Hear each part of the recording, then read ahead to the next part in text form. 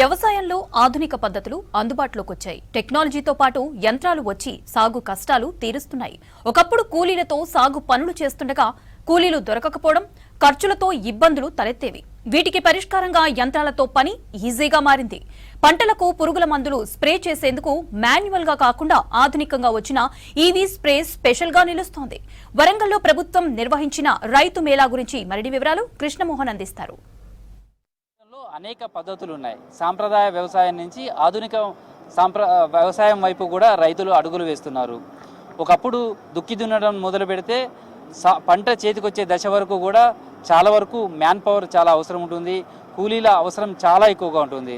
ఎందుకంటే దుక్కి దున్నడం కావచ్చు, వరి నాట్లు వేయడం కావచ్చు, కోతలకు వేయడం కావచ్చు, లేదా వాటికి సంబంధించినటువంటి పురుగు మందులు స్ప్రే చేయడానికి సంబంధించి కావచ్చు, ఇలా అనేక రకాల అవసరాలలో కూలీల అవసరం చాలా ఎక్కువగా ఉండేది. మ్యాన్ పవర్ చాలా ఎక్కువగా ఉండేది. సాగుకు సంబంధించినటువంటి పెట్టుబడి ఎక్కువ ఖర్చు అవ్వడానికి అవకాశం ఉండేది. కొన్ని దశల్లో అయితే కూలీలు దొరకక కూడా రైతులు ఇబ్బంది పడుతున్నటువంటి పరిస్థితులు ఉండేవి. అట్లాంటి వాటిని అన్నింటినీ గట్టెక్కించడం, ఆధునికమైనటువంటి టెక్నాలజీని అందుబాటులో తీసుకొచ్చి వ్యవసాయాన్ని మరింత లాభసాటిగా మార్చే ప్రయత్నాలు చేస్తున్నారు. అందులో భాగంగానే రైతులకు ప్రభుత్వం కూడా అనేక రకాల సబ్సిడీ మీద యంత్రాలను అందిస్తుంది. స్ప్రేకి సంబంధించి కూడా చూస్తే మనం ఏదైనా పురుగు మందులు కావచ్చు, లేదా ఇతర ద్రావణాలకు సంబంధించినటువంటి స్ప్రే చేయడానికి సంబంధించి ఒకప్పుడు కేవలం మ్యాన్ పవర్ తోటి మాత్రమే చేసేవాళ్ళు. ఆ తర్వాత డ్రోన్ స్ప్రేలు కూడా అందుబాటులోకి వచ్చాయి. ఇంకా అంతకంటే కొద్దిగా ఆధునికమైనటువంటి యంత్రాలన్నీ కూడా అందుబాటులోకి వచ్చాయి. దీని ద్వారా ఒకటి స్ప్రే చేసేది ఏదైతే మొక్కకు బలంగా అందించాలనుకుంటామో దాన్ని ఖచ్చితంగా స్ప్రే చేయడానికి అవకాశం ఉంటుంది. సేమ్ టైంలో తక్కువ సమయంలో స్ప్రే చేసుకోవడానికి అవకాశం ఉంటుంది. తర్వాత మ్యాన్ పవర్ లేకుండానే చాలా ఖర్చు తగ్గించుకోవచ్చు.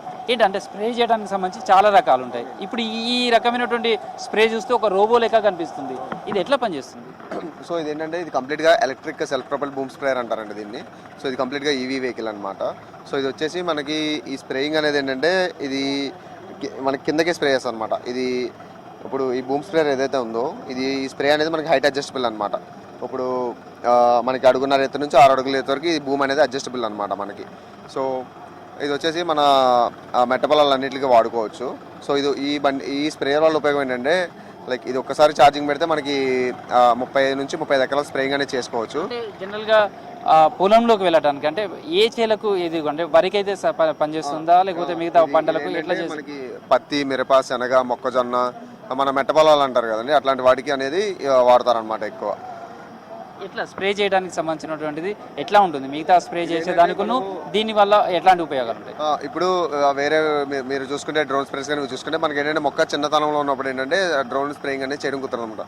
ఇది అట్లా కాకుండా మన ఇది మనకి అడుగున్నర నుంచి 6 అడుగులు హైట్ అడ్జస్టబుల్ కదా. సో దీనివల్ల ఏంటంటే మొక్క ఎంత అయితే హైట్ ఉంటుందో ఆ హైట్కే మనం పెట్టుకుని డైరెక్ట్గా మొక్క మీద పడేటట్టే మనం స్ప్రే అనేది చేసుకోవచ్చు అనమాట ఈ బండితో. సో కొన్నేమో భూమి లోపలనే వేయాలంటారు, అంటే మొక్క ఎక్కడైతే నేలది ఉంటుందో అక్కడ. కొన్నేమో ఆకులకు రకరకాల డిసీజ్ వచ్చినప్పుడు ఆకులకు ఆ స్ప్రే చేయాలంటారు. అట్లా ఆ అడ్జస్టబుల్ ఎట్లా ఉంటుంది అసలు? సో ఇదేంటంటే ఇప్పుడు మీరు నాజిల్స్ ఏదైతే చూసుకున్నారో దీనికి 2 రకాల నాజిల్స్ ఉన్నాయండి. ఒకటి టాప్ కాన్, ఒకటి హాలోకాన్ అంటారు. సో మన మొక్క యొక్క ఎదుగుదలను బట్టి కానీ మన మొక్క యొక్క సైజుని బట్టి కానీ మనం ఈ నాజిల్స్ అనేవి వాడుకోవచ్చు అనమాట. సో ఇట్లా తిప్పితే మనకి స్ప్రే అనేది రాదు. సో ఇట్లా తిప్పితే ఇదేమో మనకి ఇది ఇంకొక రకంగా వస్తుంది అనమాట. సో ఇప్పుడు మీరు ఈ రెండింటిలో వేసుకుంటే ఒకటి మంచులాగా వస్తుంది, ఒకటి దారిలాగా వస్తుంది అనమాట. సో ఏదైతే మనకి మొక్క యొక్క హైట్ని బట్టి కానీ మొక్క యొక్క వెడల్పుని బట్టి కానీ మనకు కావాల్సినట్టుగా మందు ఎలా పడాలి అనుకుంటే మనం దాన్ని బట్టి నాజిల్స్ అనేవి మార్చుకోవచ్చు అనమాట. సో మీకు ఏదైనా నాజిల్ దగ్గర స్ప్రే వద్దు అనుకున్నప్పుడు ఇప్పుడు ఇట్లా ఆపేసుకుంటే మనకి ఇక్కడ ఈ ప్రాంతంలో స్ప్రే అనేది పడదనమాట. దీనికి మొత్తం ఇది 10 మీటర్ల లెంత్తో వస్తుంది. దీనికి 23 నాజిల్స్ అనేవి ఉంటాయి అనమాట. సో దీంతో మనం ఎకరాన్ని 4 నుంచి 5 నిమిషాల్లో కవరేజ్ అనేది చేయొచ్చు. సో ఒక ఎకరానికి సంబంధించి ఒక స్ప్రే చేయడానికి ఎంత ఖర్చు వస్తుంది దీనికి సంబంధించి? తర్వాత నార్మల్గా నిజంగా అంటే మ్యాన్ పవర్ తోటి చేయాలనుకుంటే ఒక ఎకరానికి ఎంత టైం అవుతుంది, ఎంత మ్యాన్ పవర్ అవసరం? అంటే ఇప్పుడు మ్యాన్ పవర్తో చేయడానికి ఏంటంటే మెయిన్గా ఇబ్బంది ఏంటంటే అసలు మ్యాన్ పవర్ అనేది దొరకట్లేదు. సో మ్యాన్ పవర్ చేసినా సరే ఏంటంటే వాళ్ళు ఇప్పుడు ఆ 20 లీటర్లు అవి వేసుకుని ఇది మన రెగ్యులర్ స్ప్రేస్ ఉంటాయి కదా అవి వేసుకుని చేసుకోవాలంటే వాళ్ళు ప్రతిసారి కొంత స్ప్రే చేశాక మళ్ళీ రావాలి, నీళ్లు కలుపుకోవాలి, మందు కలుపుకోవాలి. అట్లా ఎకరానికి 5 నుంచి 6 ట్యాంకులు అనేవి కొడతారనమాట మాన్యువల్ స్ప్రే చేసేది. సో దీంతో అదే పని లేకుండా మనం ఎన్ని ఎకరాలు ఉంటే అన్ని ఎకరాలు క్యాలిక్యులేట్ చేసుకుని దీనికి మనకి 600 లీటర్ల ట్యాంక్ ఉంటుంది. సో ఆ ట్యాంక్లో మనం ఏంటంటే ఒకటేసారి కెమికల్ మిక్స్ చేసుకుంటే మనం ఎన్ని ఎకరాలు చేసుకోవాలంటే అన్ని ఎకరాలకు సరిపడా ఒకటేసారి చేసుకోవచ్చు అనమాట. ఇంకొకటి ఏంటంటే ఈ స్ప్రేయర్ వచ్చేసి మనకి క్లోజ్డ్ క్యాబిన్తో వస్తుంది అనమాట. సో ఈ క్యాబిన్ వల్ల ఉపయోగం ఏంటంటే లోపల కూర్చున్న ఆపరేటర్ ఈ మందు అనేది పీల్చకుండా, ఇప్పుడు బయట కొట్టే ఏదైతే రసాయనాలు ఉన్నాయో అవి అతను పీల్చకుండా అతనికి సేఫ్టీగా ఉంటుంది అనమాట.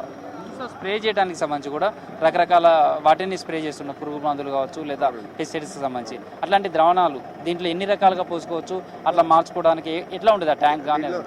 లిక్విడ్ బేస్డ్ ఏదన్నా సరే అన్నీ చేసుకోవచ్చు అండి, దాంట్లో ఏ ఇబ్బంది అనేది ఉండదు అనమాట. అన్ని రకాల మందులు అనేవి కొట్టుకోవచ్చు దీంట్లో. సో ఒక ఎకరం స్ప్రే చేయాలంటే దీని ద్వారా ఎంత టైం పడుతుంది? రైతులకు ఎట్లా అవగాహన కల్పించే ప్రయత్నం చేస్తున్నాం? నిజంగా రైతులు దీన్ని బేరీజ్ చేసుకొని కొనుగోలు చేసుకునే పరిస్థితి ఉంటుందా? అవునండి, ఇది ఎకరం మనకి 4 నుంచి 5 నిమిషాల్లో అయిపోతుంది. సో రోజు మొత్తం మీద రైతులు 40 నుంచి 50 ఎకరాలకు స్ప్రేయింగ్ కూడా చేసుకోవచ్చు అనమాట. అంటే వాళ్ళ రిక్వైర్మెంట్ బట్టి ఎంత అయితే అంత చేసుకోవచ్చు. సో ఇది పెద్ద రైతులకే ఎక్కువ ఉపయోగపడుతుంది, ఎక్కువ తోటలు. అలా ఏం లేదండి. ఇప్పుడు ఎలా అంటే ఇప్పుడు చాలా మంది విలేజ్ ఎంటర్ప్రినర్స్ వస్తున్నారు, అగ్రికల్చర్లో ఎంటర్ప్రినర్స్ అన్న వాళ్ళు చాలా మంది వస్తారు. వాళ్ళకి ఇది ఒక అవకాశం అనమాట. ఎట్లా అంటే ఇప్పుడు తీసుకుని ఆ లీజ్కి తిప్పుకోవచ్చు అనమాట. ఇప్పుడు ఊర్లో చిన్న రైతులు అన్న వాళ్ళు చాలా మంది ఉంటారు. అట్లాంటి వాళ్ళకి ఎవరో ఒకరు స్ప్రే సర్వీస్ అని అందించాలి. సో ఇది కొనుక్కున్న వాళ్ళు ఓన్లీ వాళ్ళ పొలానికి కాకుండా పక్కన పొలాలకు కూడా సర్వీస్ లాగిస్తే సో ఎకరానికి ఇంత అని చెప్పి ఛార్జ్ చేసుకుని తీసుకోవచ్చు అనమాట. సో ఎలక్ట్రికల్ అంటే ఇది ఎట్లా, దీని ఛార్జింగ్ ఎట్లా ఉంటుంది, దీని రేట్ ఎట్లా ఉంటుంది, ఇది ఎట్లా ఉంటుంది సార్, దీని గ్యారంటీ కానీ ఇవన్నీ? ఇది ఒకసారి ఛార్జింగ్ పెడతానికి మనకి 4 నుంచి 5 గంటల సమయం అనేది పడుతుందండి. 20 మనకి ఛార్జింగ్ యూనిట్ల పరంగా చూసుకుంటే 20 నుంచి 22 యూనిట్ల దాకా ఛార్జింగ్ అనేది కావాల్సి వస్తుంది దీనికి. దీంట్లో ఎన్ని రకాల మాడిఫైస్ ఉంటాయి, ఎన్ని ఉన్నాయి దీంట్లో? ఇది ఒకటే రకమనా ఎట్లా ఉంటుంది? లేదు, దీంట్లో మా దగ్గర ప్రస్తుతానికి ఇది ఒకటే మోడల్ ఉందండి. ఇది 600 లీటర్ ట్యాంక్తో వస్తుంది. ఏదండి రేటు 15 లక్షల దాకా పడుతుందండి. ఇది దాదాపు 15 లక్షల దాకా పడుతుంది ఇది. సో వాళ్ళకి ట్రైనింగ్ ఇస్తారా ఎట్లా? మేము అదే ఎవరైతే రైతులు స్ప్రేయింగ్ అనేది తీసుకోవాలనుకుంటున్నారో వాళ్ళకి ఆపరేషన్ పరంగా అంతా ట్రైనింగ్ అనేది ఇస్తాము. సో ఇదేంటంటే ఎలక్ట్రిక్ కాబట్టి ఇంకా మన రెగ్యులర్ ఉన్న మిషన్స్ కన్నా ఇంకా తోలడం అనేది ఇంకా నేర్చుకోవడం అనేది చాలా ఈజీ ప్రాసెస్ ఉంటుంది అనమాట. ఇది పొలాల మధ్యలోకి ఎట్లా పోతుంది అంటే పొలం మధ్యలోకి వెళ్ళడానికి ఉంటుంది కదా, దాని ఎట్లా దాని హైట్ మొక్కలు అవన్నీ ఉంటాయి కదా.